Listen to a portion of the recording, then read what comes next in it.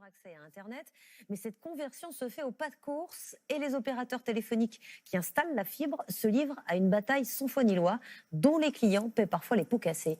Explication Carole Guyon, Frédéric Bonne et notre bureau de Montpellier.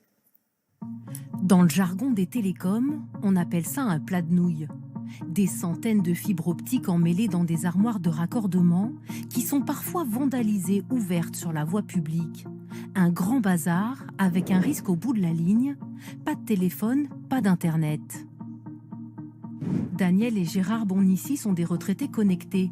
Mais l'an dernier, entre confinement et couvre-feu, ces deux Avignonnais ont été coupés du réseau pendant 3 mois, avec une conséquence inquiétante. Nous avions aussi un autre problème qui était quand même beaucoup plus important, plus grave, dans le sens où notre téléphone fixe est relié au bip de la maman de mon mari, qui a 99 ans. On n'aurait pas pu savoir s'il y avait eu un souci ou quoi.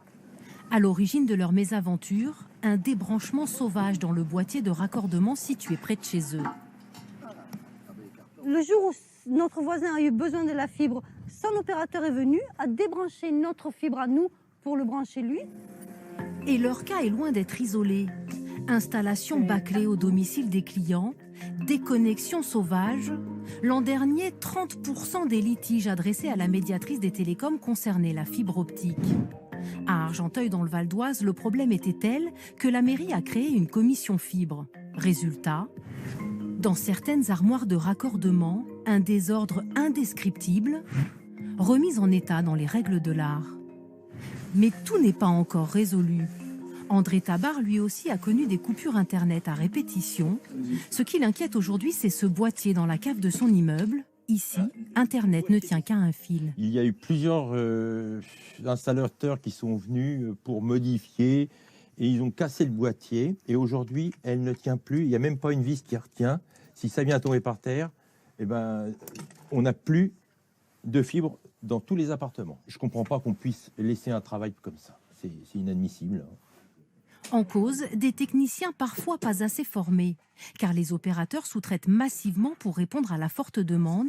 À la Fédération française des télécoms, on reconnaît des difficultés.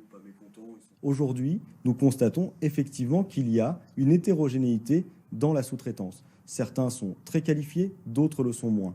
À nous, collectivement, de nous assurer que les sous-traitants sont bien formés pour que la qualité soit au rendez-vous. Pour améliorer les choses, le secteur impose désormais aux sous-traitants de prendre une photo avant et après leur intervention, un moyen d'identifier les moins scrupuleux. Imaginez vivre dans un